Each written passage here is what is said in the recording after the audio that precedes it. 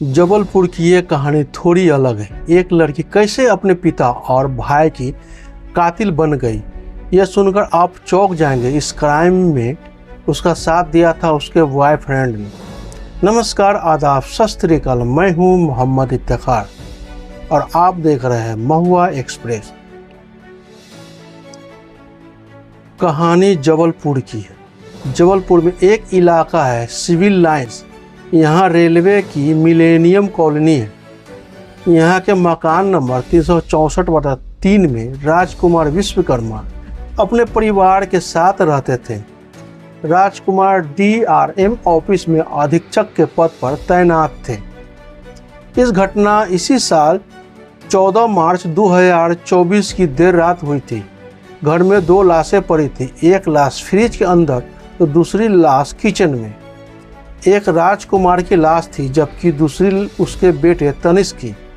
राजकुमार की लाश किचन में फर्श पर पड़ी थी तो वहीं लाश भी पॉलीथीन में लिपट कर रखी गई थी, जबकि उनके 8 साल के बेटे तनिष्क की लाश फ्रिज में रखी गई थी। अब सवाल ये था कि इन दोनों की हत्या किसने और क्यों की। 15 मार्च 2024 की सुबह की बात है। जबलपुर से करीब 200 किलोमीटर दूर पिपरिया में रहने वाली आरती के मोबाइल पर एक व्हाट्सएप ऑडियो मैसेज आता था। ऑडियो मैसेज उसकी चचेरी बहन 16 साल की काव्या ने जबलपुर से भेजी थी। काव्या राजकुमार विश्वकर्मा की बेटी है। उसने मैसेज में कहा कि उसके पापा और भाई को किसी ने मार डाला है और दोनों की लाशें घर में पड़ी है।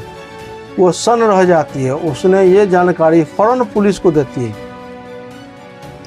जैसे ही पुलिस मौके पर पहुंचती है तो घर का पिछला दरवाज़ा गैस कटर से काटा जाता है। घर के अंदर 2 लाशें पड़ी होती हैं, एक लाश फ्रिज में और दूसरी लाश किचन में।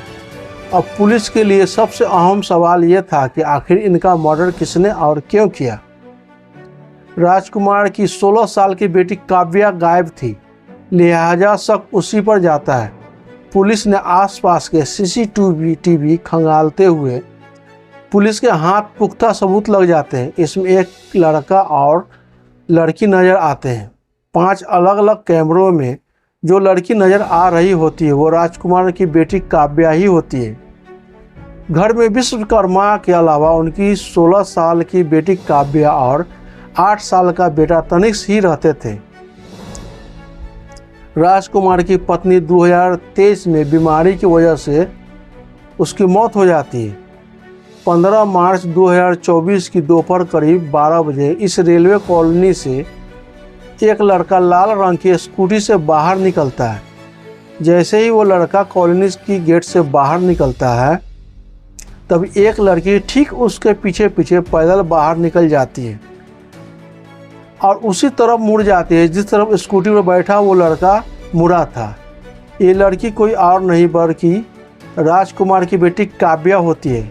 इसके बाद एक कई और सबूत पुलिस के हाथ लग जाते हैं, जिसमें कुछ और फुटेज भी शामिल होती है। जांच में ये भी पता चला कि आरोपियों ने रेल से नहीं बल्कि बस से सफ़र किया था।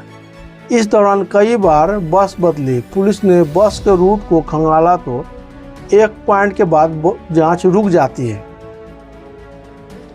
जांच में पता चलता है कि जो लड़का काव्या के साथ फुटेज में दिख रहा था उसका नाम मुकुल सिंह था। मुकुल इसी रेलवे कॉलोनी में काव्या का पड़ोसी रहता है। पिछले साल सितंबर में काव्या ने मुकुल के खिलाफ पुलिस में एक रिपोर्ट लिखवाई थी। इसी के बाद पुलिस ने पॉक्सो एक्ट और बाकी धाराओं में मुकुल को गिरफ्तार कर जेल भेज दिया था, लेकिन करीब महीने भर बाद वो जमानत पर बाहर आ जाता है। सितंबर में इस रिपोर्ट को लिखाने के साथ साथ काव्या के पिता राजकुमार विश्वकर्मा ने अपनी बेटी को अपने भाई के घर पिपरिया भेज देता है।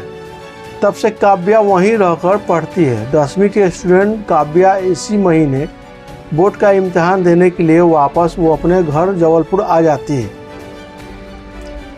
अब कहानी का एक पहलू ये भी है कि काव्या और मुकुल एक दूसरे को प्यार करते हैं। ये बात काव्या के पिता राजकुमार विश्वकर्मा को पता चल जाती है।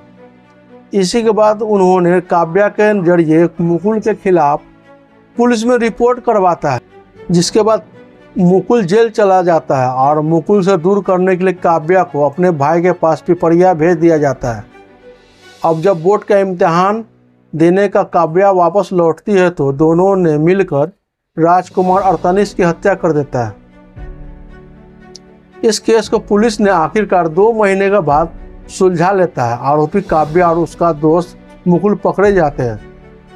दोनों ने अपना जुर्म कबूल कर लेता है। दोनों को 29 मई को लोगों ने हरिद्वार के एक अस्पताल में पहचान लिया था, जिसके बाद लोगों ने लड़की को तो रोक लिया, जिसे पुलिस के हवाले कर दिया जाता है। लेकिन मुकुल सिंह वहां से भागने में कामयाब हो जाता है।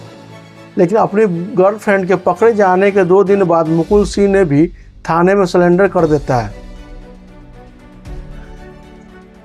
जांच में पता चला कि कुछ महीने पहले राजकुमार विश्वकर्मा ने अपनी बेटी के साथ मुकुल को देखकर उसके खिलाफ रेप का केस दर्ज करवाकर उसे जेल भिजवा देता है, जिसके बाद से मुकुल बदले की आग में जल रहा होता है।